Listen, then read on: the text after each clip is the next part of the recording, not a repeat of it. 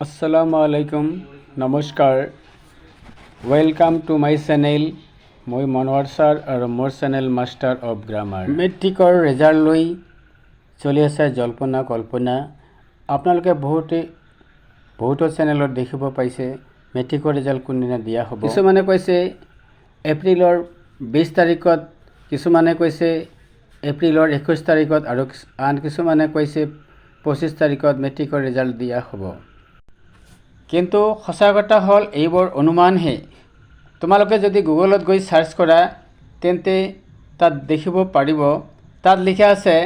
মেট্ৰিকৰ ৰেজাল্ট এপ্ৰিলৰ মাহত দিয়া হ'ব বুলি লিখা আছে কিন্তু এইবাৰ 20 তাৰিখত মেট্ৰিকৰ ৰেজাল্ট দিয়া নহয় কাৰণ 20 এপ্ৰিল তাৰিখটো হ'ল এইবাৰ ৰবিবাৰে কেতিয়াও ৰেজাল্ট দিয়া নাই সম্ভৱতঃ এইবাৰো ৰেজাল্ট নিদিব মেট্ৰিকৰ ৰেজাল্টৰ অফিচিয়েল ডেটটো এতিয়াও ফিক্স হোৱা নাই অফিচিয়েল ডেটটো ৱেবছাইটত প্ৰকাশ পালে মই আপোনাক জনাই দিম অফিচিয়েল ডেটৰ আপডেট পাবলৈ মোৰ এই চেনেলটো সাবস্ক্ৰাইব কৰি ৰাখিব ধন্যবাদ